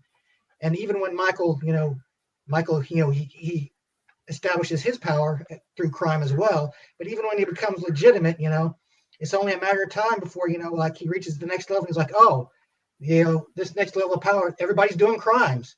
It's like it's like we expect it, we expect powerful men to break the law and like face no repercussions for it. And it's just kind of a sad reality that that crime, like how crime is defined for people like us, people who are like not so elite, is like so vastly different from the definition of crime for people who have money, who can afford like fancy lawyers, and who can afford to pay people off, or who can afford to pay people to do violence on their behalf. It's like power is in itself kind of a crime, because like in order to gain power, you basically it's almost required that you do some form of crime. And that seems to be like the whole thing of Godfather is like there is no going legit. Like there's always you're always going to be a criminal, and like unless the only way to not be a criminal is to just walk away. But at the same time, like even the most honorable of crooks, is like someone who's like, oh, but if I leave, it's some piece of shit who's even worse will just step in to take my place. I think that's kind of how both Vito and Michael feel like they're justified, like they feel that they're good men, that they have good intentions. So, the fact that they do crimes isn't as bad because, they're doing it on behalf of, a greater cause. But in the end, they still are criminals. And like, just like all these other politicians and wealthy elites, like it's all about just, maintaining power no matter what. Mm-hmm. Seems like the higher up I go, the more crooked it becomes. Mm-hmm. Right? That's what he says. That's what he says. He spends the entire franchise trying to go legit. I always wanted to get out. I always wanted the family out. That's why he did everything he did. He gave millions of dollars to these mob bosses, right? He tried to cut ties, try to clean himself away from it. He couldn't. To me, and y'all have been amazing. I'm just going to piggyback off of y'all. But to me, I'll put it as this. Sometimes there is no path to redemption. Michael, we saw him go down this road towards the end of Godfather 1. And in Godfather 2, we solidified his decision to be on this road, right? He sold his soul, basically. He betrayed himself in part 2 when he killed his brother. It's just business, it's not personal. But when that applies to family, that gets really cloudy, right? And that's something that's repeated to Michael throughout, the business versus personal. There's no way to differentiate those in this life. Sometimes we cannot, in fact, all times, we cannot escape our decisions. And the more grave those decisions' consequences are, the more grave us dealing with those consequences are. Michael wants to redeem himself. He wants to do it through the eyes of the public by being granted this award from the Vatican Church and being this donor of amazing money, but he's really doing it to consolidate power and money. We're literally, like Jelani was talking, we're talking about billions of dollars here. Mm-hmm.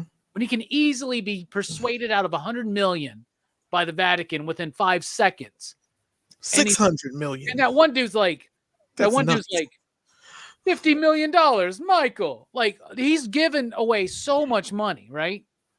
and he's trying to legitimate or to make legitimate his life and his actions, because he says to Kay in this film, everything I ever did was for the family, was to protect you. It was true. It's true, but he had some 100%. misguided motivation, because now he's at a point where there is no path to redemption. And as Francis Ford Coppola says, the worst thing than being killed for your sins is to see your sins being perpetrated, to see the consequence of your sins being perpetrated against your children, right? And that's what happens. The death of Michael Corleone is not that he physically dies. It's that at the peak where he thinks reconciliation is a possible thing, and he thinks he's got it at that opera. He's made the deal. They've killed their enemies. He's solid. He's square. Nope. Your daughter, an innocent, the most innocent Corleone in the entire saga, gunned down. And he thought he saved her by making this guy cut ties and say, if you want this life, you have to leave my daughter because she's going to get hurt with you. And really, she got hurt with him. That's the irony of it, right? You can't escape it.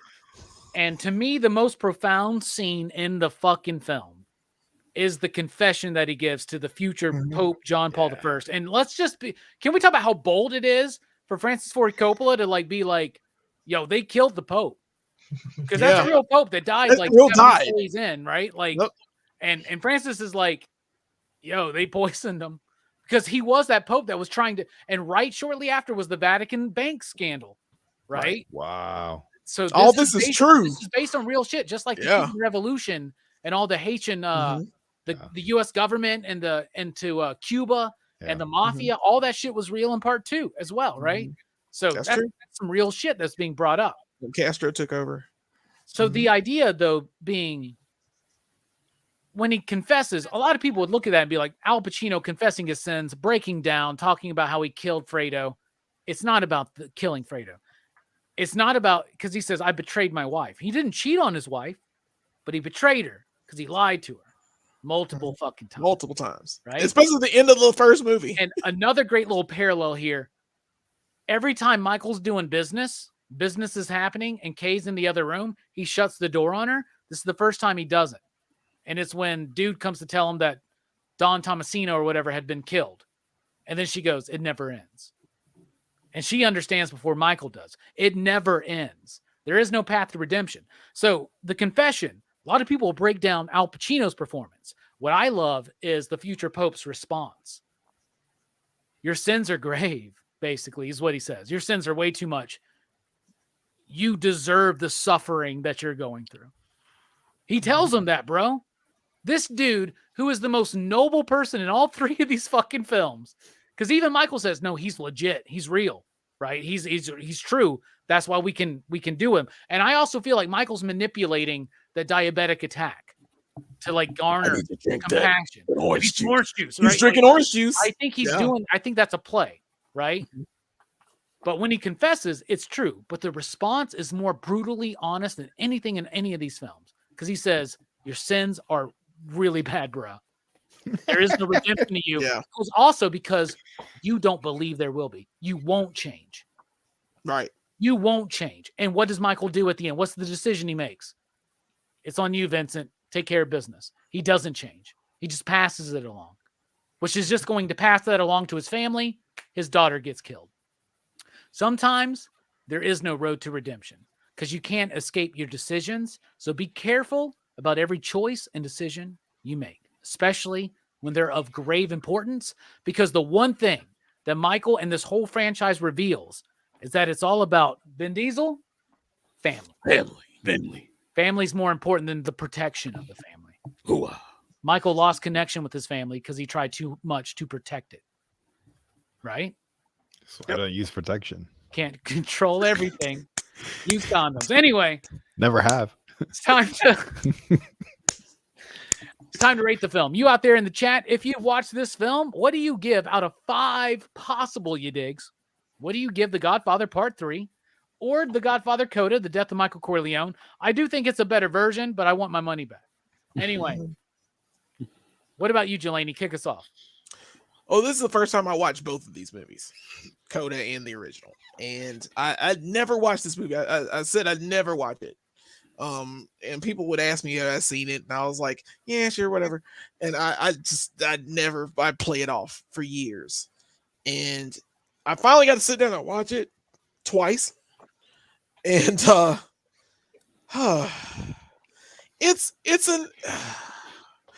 it's an okay film. I'm just mad I had to watch that second time because that second time was just Coda, and then the end wasn't as funny as the ending of the first one, because the ending for the first one is just funny as shit. He just dies and it cuts. He just dies and it's over. I'm like, It's even dumber to me in Coda, where like I get the point in Coda, but I'm watching it and I'm like, okay, new ending. At least we got a new ending. And right, just like and they literally I thought they took shot 5 seconds something off the fucking end and put up a goddamn quote. Yeah, What the fuck? yeah, but it is what it is, and like Coda's cheap, so I'm gonna give Coda a 2. Coda's a better cut though. Coda's I a think better Coda's cut. Coda's a better cut, but it is a cash grab, just like this movie originally was.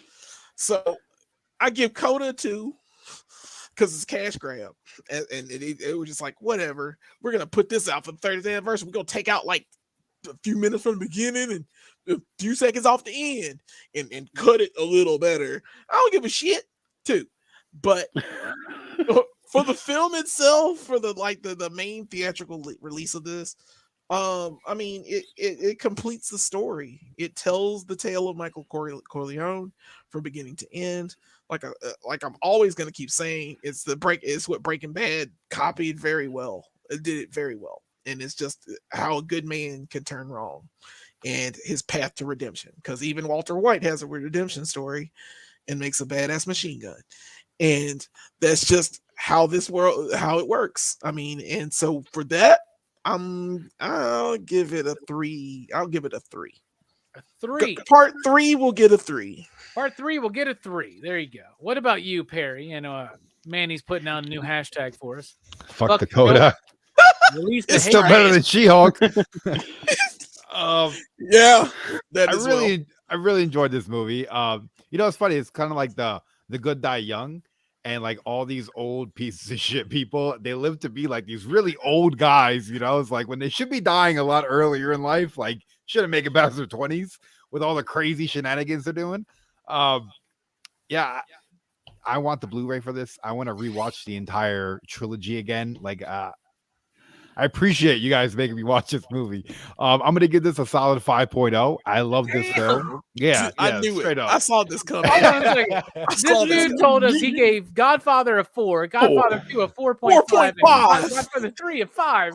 Perry, I love you, man. You're like unpredictable, bro. It just, You're what Jamie Foxx was talking about in that song, man. Jeez. I really like this one, man. I really like it. Hit the nail on the head. I like seeing Al Pacino. Like, you've seen him younger, and then you see him like turn into like this old man. Like, his whole growth, the new characters, like the new Godfather, that the mantle being passed. It was just, I really liked it. Hell yeah, man. I'm so glad. Yeah. Perry, out of our friendship, meeting you here on YouTube, like, YouTube's been the best thing for this community. Especially PCP and the Army and all that stuff. Yeah, Perry, we're not going to quite make it official yet, but you're part of the crew, bro. You're excitable. You know what I'm saying, man? You're one of us. Because you watch things with the freshest we eyes. love you so much, and I'm so glad eyes. that you've watched the Godfather films, because it's awesome. And Cobra. The highest viewed movie review on Pop Culture Philosophers. You can't eat pizza without scissors. 16,000 views. God damn it! Like, what the fuck, Cobra? Out of all the movies the movies we review, Cobra. It's a classic. It is a classic. When that fucking car fucking spins around on that freeway. Anyway, Manny, out of 5 days, what do you give this film? Boom. Oh, a 5, huh? Fuck. I'm gonna go with a 4. It's still a really well done film if you can ignore the other 2 films and get rid of Sofia Coppola's performance. I mean, it's still then this is still fucking an amazing movie. I mean, it's really well shot. So I'm gonna go with a 4. 4 is really respectable based on some of the thoughts that you shared tonight. I know, but I talk a lot of shit. I do it in the She-Hulk review. I talk so much shit that like I have a reputation online for being a fucking masochist, not masochist. Was it a fucking chauvinist and shit? And I gave it like better scores than half the fucking panel every fucking issue. You know what I mean? So, you know, 4 you digs for Manny. Before you digs. What about you, Brooks? First time watching for Brooks.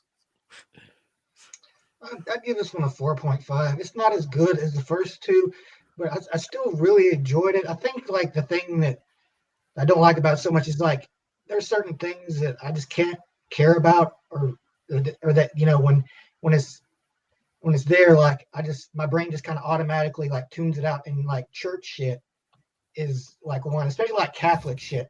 Because like I cannot feel the whole Catholic. Like half of this movie, you're just in a fucking trance, not paying attention to it. Like all the church politics shit, I'm just like, I don't fucking get it. Like I don't care.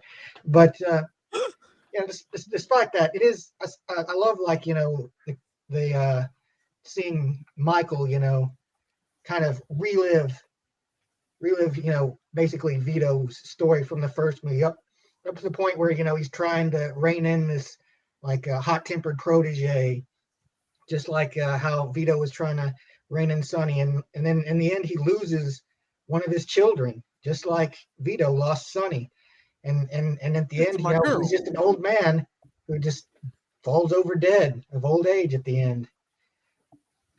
So yeah, I'm just. But just so you know, in the Coda cut, he doesn't fall over dead. They cut it right before that happened. It's like, I was like, how did he know he died? Yeah, Perry was like, No he idea. died. Yeah, he just falls He over died. dead, just like his father did. But it's on YouTube.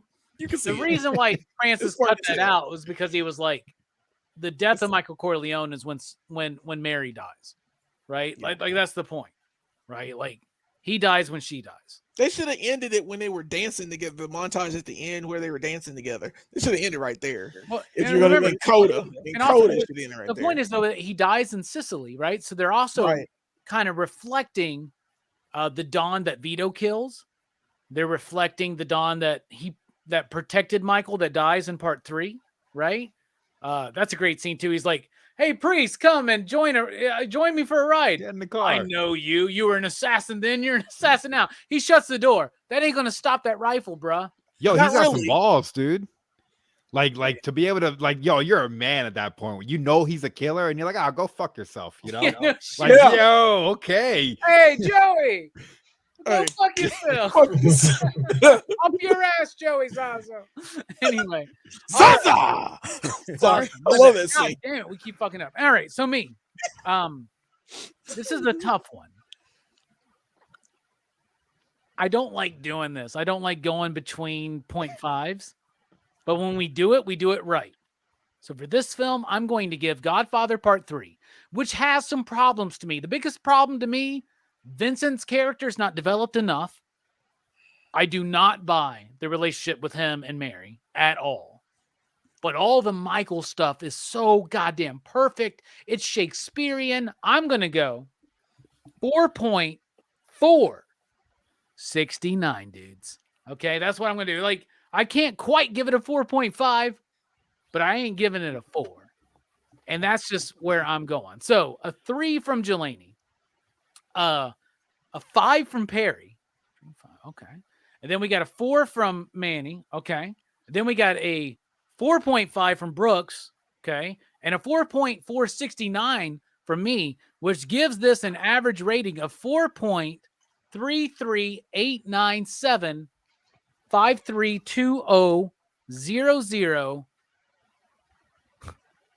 Zaza! 69 again. Oh yeah, Zaza. That's what it is. Yeah.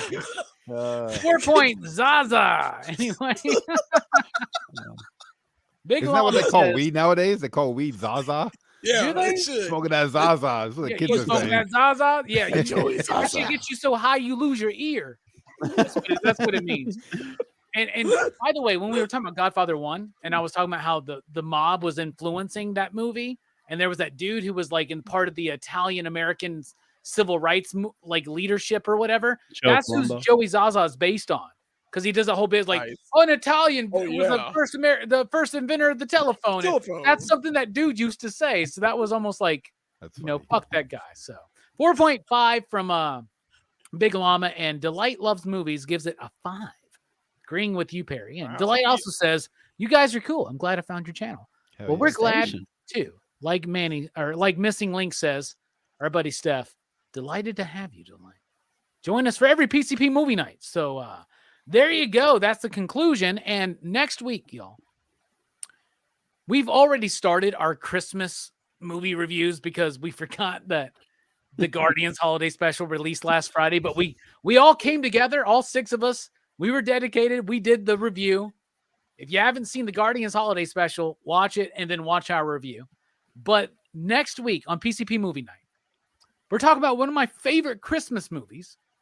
And maybe not a lot of people remember this movie. And I would say 69% of the people that remember this movie don't remember that it's a Christmas movie. But we're talking about Go Oh, I love Go. from Doug Lean. You want really? You want to? Oh my God, dude, I have a boner for Go, dude. It is an incredible movie, Me dude. too. If you're It is free, like, it is 5 your digs, buddy. if That you're movie free, is you should join awesome. us. If you're free, Perry, join us. But Go is I love this fucking movie. I remember watching this when it first came out because The Matrix was sold out that night. So we were like, let's go Oh, watch Go. yeah, I hear good things. It's from the guy that did Swingers.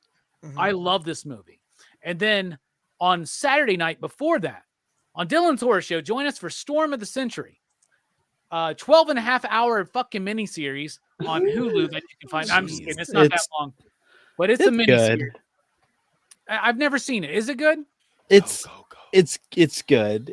I liked it when I was a kid a lot, and then when I showed it to Tiffany, there was a lot of me staring at her and then not getting reactions, but then kind of fucking understanding why I wasn't getting reactions. Okay. But I really liked it as a kid.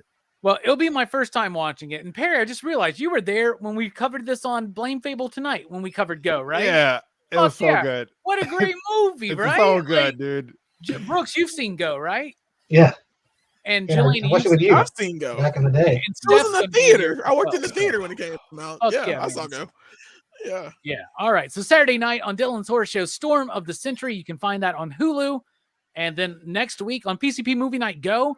I don't know where you can find that, actually. I just spend way too much money on a Blu-ray. I'm sure you can find it somewhere. Probably on Amazon. Yeah, it might be on Amazon. Just do. Which The Godfather 3 isn't on Paramount Plus. It's a Paramount movie, and you can't get it on Amazon. It is really hard to watch The Godfather 3 online. Yeah. That's why the first thing when Perry jumped on, he's like, how'd y'all watch this movie? Dude, I spent like 45 minutes trying to get this movie. One, appreciate your two, dedication. 123movies.com had it. But Oh, I've never even heard of that. oh yeah.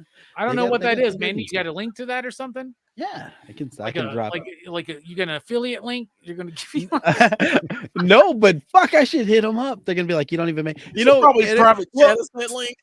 Just checking. Entertainment Earth did not want to continue with the fucking channel, the vanity links and shit with Nerdtastic News. They're like, well, we can go with Chamorro still. We can keep it Chamorro. And I'm like, it's the same fucking channel. All I did was change the name, but they wouldn't. So I don't know. I'll hit up 123 movies and see if they'll. shit. See They if they'll wouldn't give us change the vanity name link. for you, man. That's fucked up. They wouldn't. That means you've never brought them money. No. Well, I myself, I use my own link all the time. It's 10% off. Dude. Go to ee.toy/Chamorro. Get yourself 10% off. You know. I was Do it. thinking about this. I was like, I think does PCP have an EE link? But we don't. We have a TFAL link, I think. That Yeah, you they're- can get on. I don't even know what it is. Their new commission structure sucks. I just tell you this: I've never made money on any of these affiliate links. We only do it to help you out. So, if you've never tried out Whatnot, you should definitely try it out right now at the link in the description below, where you can get $15 in store credit to sign up for a new Whatnot account. You can do that, and pretty soon at the Deep Comics Whatnot, that's right, my comic shop already has a Whatnot. And pretty soon, I'm going to be hosting a few of our auctions. So I hope we have fun for that. So I'm planning have on doing Great I'm deals on planning- action figures. I just Yeah. picked all these up on Whatnot. Oh, I'm going to be doing some action figure You reviews know? or action figure shit on Whatnot too with Mike the Voice Matthews. How cool would There that be? you go. Right? The There you Whatnot go. shipping is like super cheap. Is it? Every game I buy, shipping's $1. Bruh, if you've never tried out Whatnot, now's the perfect time. Use the link in the description below. You'll get And Whatnot? $15. The more you buy in the auctions, you will get it because it's $4.99 for most comic books and things, $4.99 for your initial shipping, but it's only $1 for each additional item. So make sure that you watch those auctions, check those buy it now listings, and see what's coming up so that you can definitely take advantage of those great shipping rates. Fuck yeah. And a lot of our friends are always on Whatnot. Comics with Bueller. Bueller just released he's got a new exclusive. Jim Mint's got a new exclusive. Comic Tom's got a new exclusive. Like, Whatnot apparently is the place to be. So we'll fucking see. I don't know. But join that link. And also, if you like signed comics, if you like sketch comics and all that jazz, go to dynamicforces.com. They got lots of great stuff there. And if you put in the code Robbie, you'll save 10%. And that's permanent. It's not your first order, your second order. It's all your orders. Your 69th order. I'm going to see if I can get them to realize when somebody's done their 69th order with that code and give a bigger discount, because that seems very PCP. Anyway, thank you all so much for being here tonight. Jelani, any final thoughts? Zaza! That's all. No, man. Glad to be here. I'm glad we got to cover all three of these because it was we had talked about it. They were worth the Godfather series is worth it. It's freaking worth it. It really is. It's really like it's a beautiful trilogy. New T-shirt idea. The Godfather is worth it. It sounds good to me, right? Yeah, we could do that. But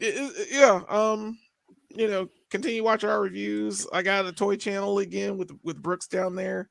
It's called Go Figure Reviews. Check us out.